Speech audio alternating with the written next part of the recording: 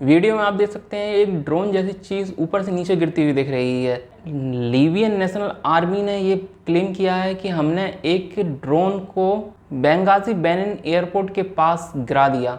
उनका कहना है कि हमने इसे एक सरफेस टू एयर मिसाइल के द्वारा इसे गिराया गया है, जब ये लीबिया की टेरिटरी में बिना किसी परमिशन के एंटर करने की कोशिश कर रहा था। अब क्लेम ये किया जा रहा है कि ये ड्रोन जो है वो यूएस एयरफोर्स का है, जो कि MQ-9 रिपर ड्रोन है। कई लोग ये दावा कर रहे हैं कि ये MQ-9 ripper long range version है, जो सिर्फ और सिर्फ इस दुनिया में यूएस एयरफोर्स यूज़ करती है। ये वही लीबिया है जिसमें मोहम्मद अल गद्दाफी ने 42 साल राज किया था और 2011 में जाकर उसकी डेथ हो गई थी। लेकिन आज फोकस यूएस के MQ-9 रिपर ड्रोन के ऊपर।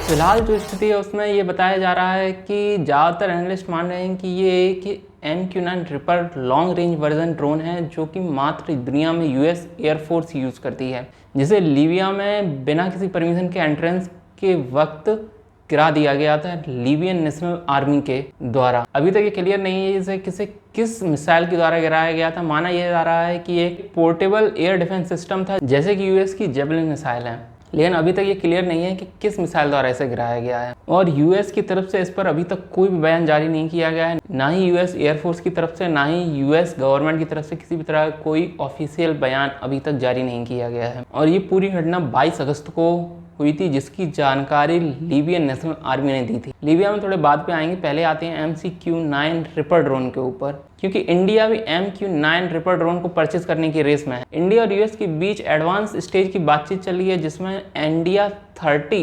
MQ-9 प्रेडेटर ड्रोन परचेज करने वाला है। लेकिन जब आपको MQ-9 रिपर ड्रोन की कॉस्ट का जब आपको पता चलेगा, तब आपको समझ में आएगा कि आखिर ये क्यों इतनी सुर्खियों में है। इंडिया और यूएस के बीच जो 30 MQ-9 ड्रोन को परचेज करने की बात चल रही है, उसकी टोटल जो कॉस्ट है वो 3 बिलियन यूएस डॉलर्स है। यानी कि हर एक ड्रोन के लिए इंडिया को 100 मिलियन यूएस डॉलर्स देने पड़ेंगे। एक F-18 की जो कीमत है वो तकरीबन 80 से 120 मिलियन यूएस डॉलर्स बोइंग ने हमको दी है। आप समझ सकते हैं कि आखिर ये एक ड्रोन कितना महंगा है। एक फाइटर जेट और एक ड्रोन की कीमत लगभग एक बराबर है हमारे लिए। कई बार सोशल मीडिया साइट पर इंडिया और यूएस के बीच मजाक उड़ाया जाता है इस बात को लेकर, अमेरिका इंडिया को लूट रहा है।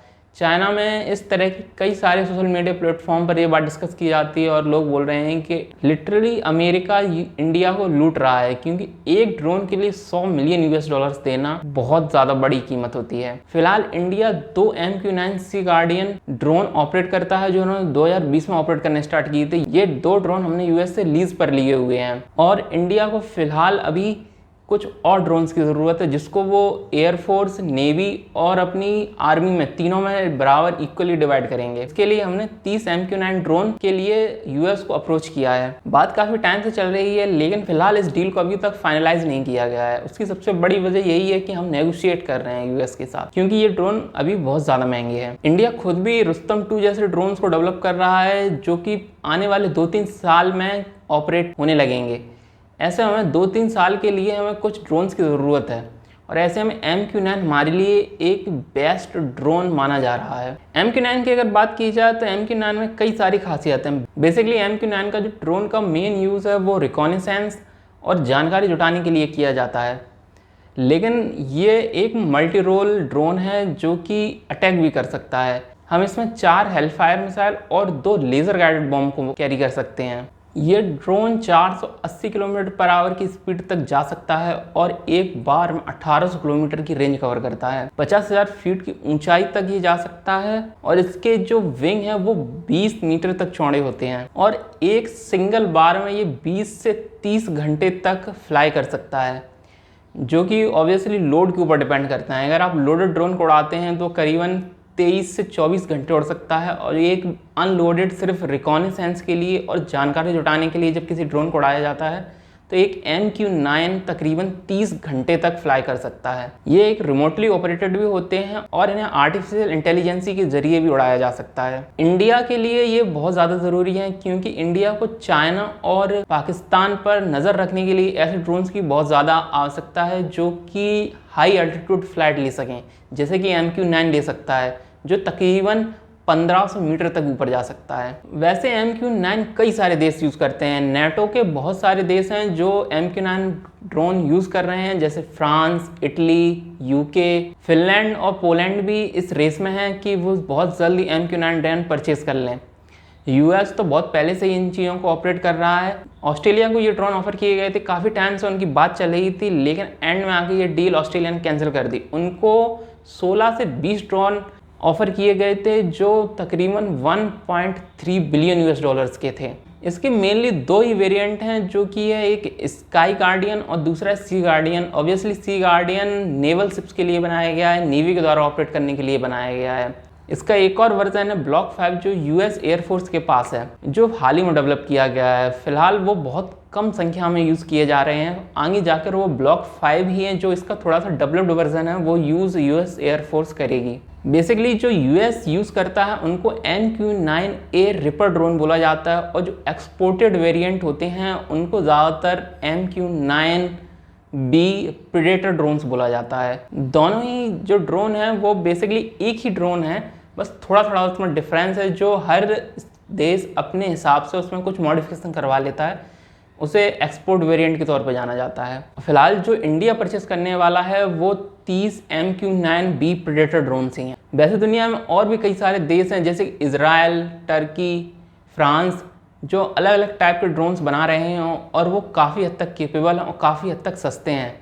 लेकिन MQ-9 प्रेडेटर ड्रोन काफ़ी ज़्यादा रिलायबल है, क्योंकि US एयरफोर्स काफ़ी टाइम से इसको यूज़ करती है। उन्होंने अफ़गानिस्तान में, इराक में, लीबिया में और भी ज़्यादातर कंट्रीज़ में वो इस MQ-9 ड्रोन को फ्लाई करते हैं। इंडिया और US की जो डील है वो फाइनल स्टेज में, काफ़ी हद तक नेगोशिएशन के बाद हो सकता है इंडिया 30 MQ-9 ड्रोन परचेज कर ले, लेकिन ये डील बहुत ज़्यादा महंगी है। अब आते हैं लीबिया के ऊपर। लीबिया की जो हिस्ट्री है बेसिकली मैं आपको ब्रीफ में बता सकता हूँ, फिर वो चाहे लीबियन सिविल वॉर रही हो, चाहे लीबिया पर US का अटैक रहा हो, और कई सारे देश हैं, फ्रांस, रसिया, इटली, टर्की, ये सारे देश लीबिया में पहुंचे थे ऑयल और रिसोर्सेज को इकट्ठा करने के लिए। मोहम्मद गद्दाफ़ी की बात की जाए तो 1969 में मोहम्मद गद्दाफ़ी ने वहाँ के राजा का तख्ता पलट कर दिया था, और वो खुद वहाँ पर एक डिक्टेटर बन गया। उसने लीबिया में तकरीबन 42 साल राज किया। मेनली उसे कर्नल गद्दाफ़ी के नाम से जाना जाता था। इंडिया के साथ भी गद्दाफ़ी काफ़ी अच्छे रिलेशन रहे थे, और इंडिया से गद्दाफ़ी ने एक बार न्यूक्लियर टेक्नोलॉजी तक मांगी थी। जब 42 साल बाद मोहम्मद गद्दाफ़ी की डिक्टेटरशिप ख़त्म हुई तो उसको कुत्ते की मौत मारा गया था, और उसका लाइव टेलीकास्ट किया गया था। गद्दाफ़ी के डिक्टेटर के टाइम पे कुछ वैसा ही हाल था जैसे कि तालिबान के टाइम पे अफ़गानिस्तान का हाल था। लोगों को सरेआम फांसी पर चढ़ा दिया जाता था, कई बार लोगों को मारकर चौराहे पर लटका दिया जाता था, और सेम हाल मुअम्मर अल गद्दाफ़ी के साथ भी हुआ था। जब 2011 में उसको मारा गया था तब उसको मारकर चौराहे पर लटका दिया गया था ताकि दुनिया देख सके। उसके बाद लीबिया में सिविल वॉर हो गई थी। सिविल वॉर के बाद वहाँ पर 2 ग्रुप खड़े हो गए थे, एक था GNC जनरल नेशनल कांग्रेस, जिसे बाद में जनरल नेशनल आर्मी के तौर पर जाना गया। जो दूसरा ग्रुप था वो था LNA Libyan national army. Basically ये अपने अपने हिस्से पे कंट्रोल किए गए हैं और एक दूसरे लगातार लड़ते रहते हैं। LNA को जो सपोर्ट दिया जाता है वो फ्रांस, रसिया, इटली और पहले US भी इस चीज़ को सपोर्ट करता था, लेकिन बाद में US इस सबसे बाहर निकल गया है। अब फिलहाल रसिया और फ्रांस का सबसे ज़्यादा सपोर्ट रहता है LNA को, लीबियन नेशनल आर्मी को, और दूसरी तरफ जो GNA है उसको टर्की सपोर्ट करता है। टर्की की तरफ से काफ़ी बार उनको हथियार और सोल्जर्स भी प्रोवाइड किए गए हैं ताकि वो LNA से फाइट कर सकें। और जो ये सारी चीज़ें होती हैं वो सिर्फ लीबिया के जो नेचुरल ऑयल रिसोर्सेज हैं उन पर अपना कब्ज़ा जमाने के लिए किया जा रहा है। टर्की लीबियन ऑयल को बहुत बड़ी एक खजाने के तौर पर देखता है। वो चाहता है कि जनरल नेशनल आर्मी का पूरे देश में कंट्रोल हो जाए, जिसके बाद वो इन ऑयल रिसोर्सेज को ईजिली एक्सेस कर सके, और इसने इसके लिए उनसे कॉन्ट्रैक्ट भी कर रखे हैं। लीबिया की अपने आप में एक बहुत बड़ी हिस्ट्री है जिसकी बात हम किसी दिन डिटेल में करेंगे। इसके लिए आप चैनल को सब्सक्राइब कर लीजिए और बेल आइकन को प्रेस कर लीजिए। आज के लिए बस इतना ही।